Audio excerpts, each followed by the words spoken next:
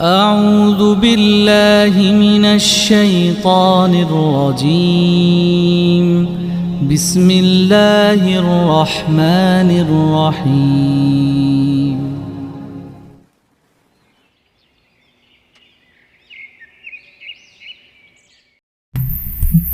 السلام عليكم ورحمة الله وبركاته. الحمد لله الذي أمرنا أن نصلح معيشتنا لنيل الرضا والسعادة ونقوم بالواجبات في عبادته وتقواه. أشهد أن لا إله إلا الله وحده لا شريك له وأشهد أن محمدا عبده ورسوله لا نبي بعده. اللهم صل وسلم على أشرف الأنبياء والمرسلين وعلى آله وصحبه أجمعين. أما بعد فيا عباد الله أوصي نفسي وإياكم بتقوى الله فقد فاز المتقون. قال الله تعالى في كتابه الكريم بسم الله الرحمن الرحيم يا أيها الذين آمنوا اتقوا الله حق تقاته ولا تموتن إلا وأنتم مسلمون. Sidang Jum'ah yang dimuliakan Allah subhanahu wa ta'ala, alhamdulillah, syukur tiada terhingga. Di hari Jumat yang merupakan hari yang mulia ini, kita masih berada di bulan Rajab yang merupakan juga bulan yang mulia. Oleh karena itu, khatib berwasiat terkhusus untuk pribadi khatib yang dhaif, umumiyah untuk semua yang hadir. Mari kita bangkitkan gairah ibadah kita untuk menjadi hamba yang takwa di hadapan Allah subhanahu wa ta'ala. Karena dengan tangan yang berayun, kaki yang terlangkah, napas yang dihirup, anggota badan yang digerakkan untuk jalan takwa, secara tidak langsung kita sudah termasuk mensyukuri nikmat-nikmat dari Allah subhanahu wa ta'ala.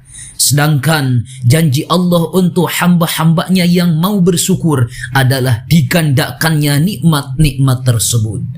Wa idz ta'adzana rabbukum la in syakartum la azidannakum wa la in kafartum inna azabi lasyadid.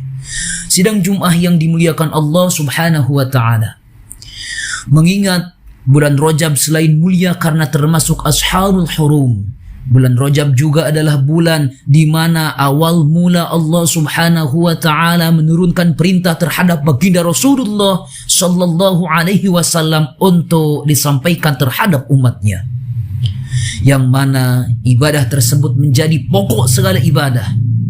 Ibadah yang andai ibadah tersebut ditinggalkan, maka ibadah-ibadah yang lainnya tidak ada nilainya. Ibadah yang andai saja ibadah tersebut ditinggalkan, maka agama hamba yang meninggalkannya dianggap roboh dan ibadah tersebut adalah sholat. Sidang Jum'ah yang dimuliakan Allah subhanahu wa ta'ala, sholat adalah akar amal. Artinya amal soleh yang lainnya bisa dianggap hidup andai sholatnya dipelihara, laksana tanaman yang akan subur tumbuh daun dan batangnya andai akarnya terjaga. Begitu juga sholat adalah ra'sul ibadah, artinya kepala ibadah. Seorang manusia andai potong tangannya mungkin masih bisa hidup, andai potong kakinya mungkin masih bisa hidup. Tapi andai kepala sudah terpenggal, maka dipastikan manusia tersebut mati. Itulah sholat. Amal ibadah soleh lainnya bisa ada nilainya andaikan sholatnya ada dan dijaga.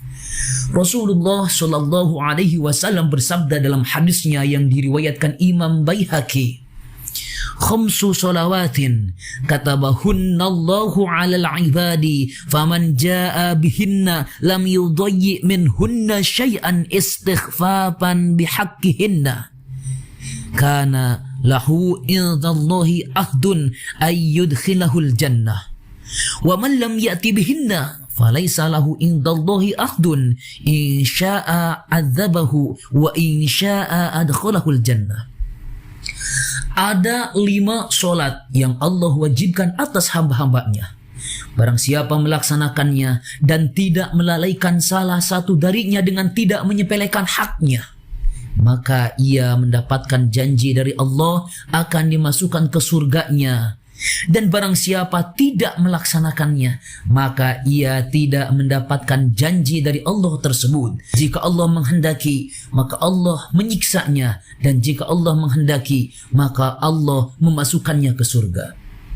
Bahkan Imam At-Tirmidzi meriwayatkan juga hadis Rasulullah sallallahu alaihi wasallam, "Inna awwala ma yuhasabu bihil 'abdu yaumal qiyamah min a'malihi salatuhu fa in saluhat faqad aflaha wa anjaha wa in fasadat faqad khaba wa khasira."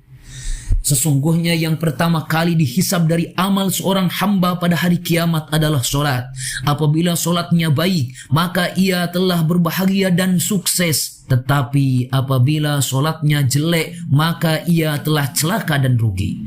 Sidang Jum'ah yang dimuliakan Allah subhanahu wa ta'ala, berangkat dari dalil 2 hadis tadi, jelas tanpa ada keraguan betapa sangat agung dan tingginya posisi solat ini atas ibadah-ibadah yang lainnya. Dalam beberapa ayat Al-Quran, solat sering disebutkan secara beriringan dengan iman kepada Allah dan Rasulnya. Di antaranya dalam surah Al-Baqarah ayat 277, "Innal ladzina amanu wa 'amilus solihati wa aqamus solata wa atawuz zakata lahum ajruhum inda rabbihim wala khaufun 'alaihim wala hum yahzanun."